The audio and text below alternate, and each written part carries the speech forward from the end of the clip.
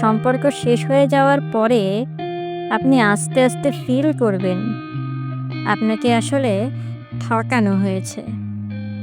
একদিন দুই দিন না, বহুদিন ধরে ঠকানো হয়েছে। আপনি এতই অন্ধ ছিলেন যে আপনি কিচ্ছু দেখেন নাই, কিচ্ছু বুঝেন নাই। খুব ভালোবাসলে এই এক ঝামেলা, চোখে কিচ্ছু ধরা পড়ে না। শুধুই মনে হয় ওর মতো ভালো মানুষ আর নাই।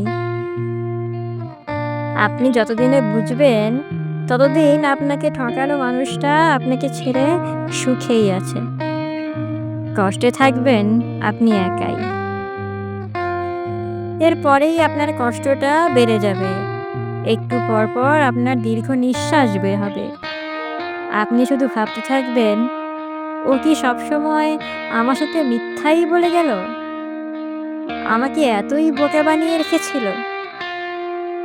আপনি বারবার নিজেকেই প্রশ্ন করবেন, আমাকে কেন ঠকালো? আমি তো ওকে ভালোবাসতাম।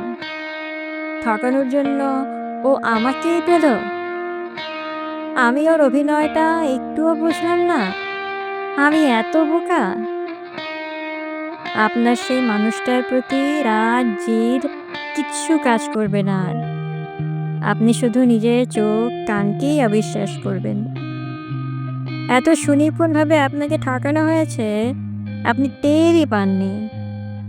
মানুষ এত সুন্দর অভিনয় করতে পারে। চরম শত্রু ঠকালেও গায়ে লাগে না।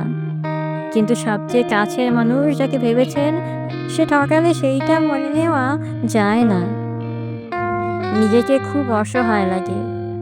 দিন দুনিয়া অন্ধকার হয়ে যায়।